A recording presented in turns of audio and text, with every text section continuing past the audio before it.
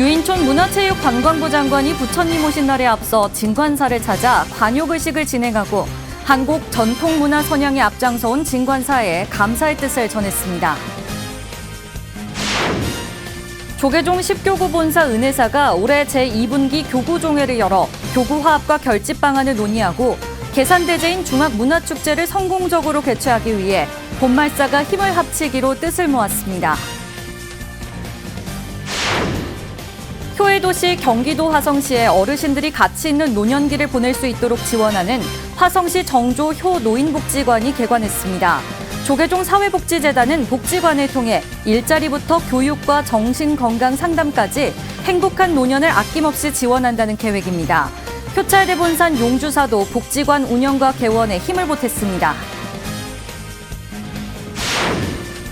파킨슨을 비롯한 희귀 난치병을 치료하기 위해 대만 대표 불교단체 자재공덕회 산하자재대학과 불교자재종합병원이 국내 최고 과학기술대학인 카이스트와 손을 잡았습니다. 이번 협약은 전 세계 난치병 환자들에게 희망이 될 것으로 기대됩니다. 시청자 여러분 안녕하십니까? 4월 13일 토요일 BTN 뉴스 시작합니다. 유인촌 문화체육관광부 장관이 부처님 오신 날에 앞서 진관사를 찾아 관욕의식을 진행하고 한국 전통문화 선양에 앞장서온 진관사에 감사의 뜻을 전했습니다. 유인촌 장관은 지난 11일 진관사를 찾아 명상과 사찰 음식 등 한국 불교의 고유한 문화를 알리는 데 앞장서온 진관사에 감사를 표하며 한국에 방문한 외국인들에게 한국 불교 문화의 우수성을 알리고 있는 점을 높이 평가했습니다. 유 장관은 주지 법회 스님 안내로 대웅전 앞에서 아기 부처님을 목욕시키는 관불 의식을 진행하고 법당을 참배했습니다. 사찰 음식으로 점심 공양을 마친 유 장관은 회주 개호 스님을 비롯해 법회 스님과 차담을 나누며 전통 문화를 주제로 환담했습니다. 조계종 10교구 본사 은혜사가 올해 제2분기 교구종회를 개최했습니다. 지난 11일 은혜사 교구종회는 화합과 결집을 위한 문중 역대선사 합동다래제 활성화와 계산대제인 중학문화축제 준비 등에 대해 논의했습니다. 축제 성공을 위해 매년 경년제로 진행하던 본사 차원의 보살계는 상황에 맞게 각 사찰별로 규모 등을 결정해 진행하기로 협의했습니다. 특히 송천 돈명대종사의 조계종 원로의원 추대를 계기로 교구 발전과 화합을 위해 모두 함께 노력하기로 다짐했습니다. 은혜사 계산대제인 중학문화축제는 오는 9월 7일부터 8일까지 이틀 동안 BTN 불교TV가 주관으로 은혜사 일원에서 성대하게 진행될 예정입니다. 효의도시 경기도 화성시에 어르신들이 가치 있는 노년기를 보낼 수 있도록 지원하는 화성시 정조 효노인복지관이 개관했습니다. 조계종 사회복지재단은 복지관을 통해 지역 어르신들의 일자리부터 교육과 정신건강 상담까지 행복한 노년의 삶을 아낌없이 지원한다는 계획인데요. 박성현 기자가 보도합니다. 효문화 확산과 지역사회 통합을 목표로 어르신들이 가치 있는 노년기를 보낼 수 있도록 문을 연 경기도 화성시 정조효 노인복지관. 화성시 노인복지관 가운데 가장 큰 규모로 문을 연 복지관은 지역 어르신들이 활기찬 노후 생활을 보낼 수 있도록 일자리를 제공하기도 하고 교육을 비롯해 정신건강 관리, 취미, 여가 활동 등을 실현할 수 있는 공간과 프로그램을 제공합니다. 지하 1층, 지상 3층의 규모로 조계종 사회복지재단이 화성시로부터 위탁 운영하는 화성시 정조효 노인복지관이 어제 개관식을 진행했습니다. 화성시 정조효 노인복지관은 2024년 1월에 운영을 시작하여 벌써 3,000명이 넘는 어르신들이 복지관을 이용하고 계십니다. 정조효 노인 복지관을 이용하는 어르신들에게 적합한 복지 서비스가 제공될 수 있도록 최선을 다하겠습니다. 효찰 대본산으로 지역 교구 본사인 용주사가 운영 지원 사찰로 개관과 운영을 지원하며 의미를 더했습니다. 여러분들의 이 뜻이 이 지구촌 전체에 퍼져서 정말 큰 한국으로 태어나고 우리 화성시가 거기에 핵심적인 효의 그 본질적 모습을 보일 수 있도록 더 애써 주시면 고맙겠습니다. 복지관장 탄하 스님은 어르신들과 함께 발맞춰 나아가겠다며 복지관이 하루빨리 자리 잡고 활성화될 수 있도록 노력하겠다고 밝혔습니다. 행사에는 정명근 화성시장과 더불어민주당 권칠승 의원, 경기도와 화성시 의원 등도 참석해 복지관 개관을 축하했습니다. 부족한 것 많이 있겠지만은 하나하나 우리가 능력이 되는 대로 노인분들, 어르신분들의 그런 복지관 또 복지 증진을 위해서 하나하나 갖춰 가도록 하겠습니다. 원활한 그리고 또 아주 많은 서비스를 지금 복지 서비스를 이미 하고 계십니다. 그에 대해서 감사의 말씀을 드리고 향후에도 우리 노인복지관에서 서비스 제공에 문제가 없게 더 꼼꼼하게 신경 써주실 것을 또 부탁드립니다. 개관식은 노인 일자리 창출 카페, 노노카페 정조효 노인복지관점 개점식으로 마무리됐습니다. 계층과 세대 사이 갈등이 깊어지고 있는 요즘 화성시 정조효 노인복지관은 불교 정신을 바탕으로 어르신들이 인생의 선배로 세대 간 교류의 중심으로 사회에서 중요한 역할을 해나갈 수 있도록 지원한다는 계획입니다. BTN 뉴스 박성현입니다. 학교법인 광동학원 제13대 이사장에 조계종 어산어장 임묵스님이 취임했습니다. 어제 광동 중고등학교 운학관에서 봉행된 취임식에는 생명나눔실천본부 이사장 일면대종사, 제25교구본사 교구장 호산스님, 임태희 경기도교육청 교육감, 김동근 의정부 시장 등 600여 사부대중이 참석했습니다. 호산스님은 광동학원 이사장 임묵스님에게 장학금과 발전기금 5천만 원을 전달하고 광동학원 이사장 임묵스님은 남양주 광동고등학교, 의정부 광동고등학교, 광동중학교에 장학금과 발전기금 5천만 원을 전달했습니다. 임묵스님은 광동학원 설립자 운허스님과 명예이사장 월운스님의 인재 양성 원력을 계승하겠다고 밝혔습니다. 저는 광동학원 13대 이사장으로서 취임하면서 먼저 설립자 운호 큰스님과 명예이사장이셨던 월자 운자 큰스님의 인재 양성이라는 대원력을 계승할 것이며 불교의 자비정신을 널리 펼쳐 봉선사와 연계하는 이사장이 되겠습니다. 파킨슨을 비롯한 희귀 난치병을 치료하기 위해 대만 대표 불교단체 자재공덕회 산하 자재대학과 불교자재종합병원이 국내 최고 과학기술대학인 카이스트와 손을 잡았습니다. 이번 협약은 전 세계 난치병 환자들에게 희망이 될 것으로 기대됩니다. 정연선 기자가 보도합니다. 국내 최고 과학기술대학인 카이스트와 대만 자재대학, 불교자재종합병원이 파킨슨을 비롯한 난치병 환자들에게 희망이 될 의미 있는 협약을 맺었습니다. 이광영 카이스트 총장이 지난달 14일 대만 대표 불교단체 자재공덕회 산하 자재대학을 방문해 줄기세포와 DNA 공동연구 업무 협약을 체결했습니다. 생명공학 기술을 많이 가지고 있는 우리 카이스트하고 또 병원을 통해서 그런 임상을 계획하고 있는 자재대학, 의과대학하고 또 자재대 병원하고 우리가 충분히 시너지가 날 수 있겠다. 이렇게 생각해서 저희가 MOU를 추진하게 되었습니다. 카이스트는 줄기세포 치료의 전문화에 따른 협력병원 부족의 한계를 인식하고 자재대학과 불교자재종합병원의 국제협력을 통해 난치병 치료와 신약 개발에 힘을 모으기로 했습니다. 카이스트는 자재대학 학생과 교수교류 협력을 강화하고 불교자재종합병원과 희귀 난치병 질환을 치료할 수 있는 공동연구와 임상시험을 추진하기로 했습니다. 카이스트 교수와 연구진들은 신약 개발을 위한 임상은 물론 신약을 개발하는 의사과학자 양성에 큰 도움이 될 것으로 기대했습니다. 난치병을 치료할 수 있는 그런 아주 훌륭한 인력들을 양성하게 되고 그런 사람들이 결국 전 세계 바이오메디컬 분야에 글로벌 리더가 되지 않겠습니까? 그런 난치병으로 굉장히 힘들어하는 그런 환자들에게 또 굉장히 어떤 행복감을 줄 수 있는 그런 희망을 줄 수 있는 그런 것도 또 굉장히 큰 기대감이죠. 대만 화련현에 위치한 자재대학과 불교자재종합병원은 증엄 스님이 설립한 자재공덕회 산하 기관입니다.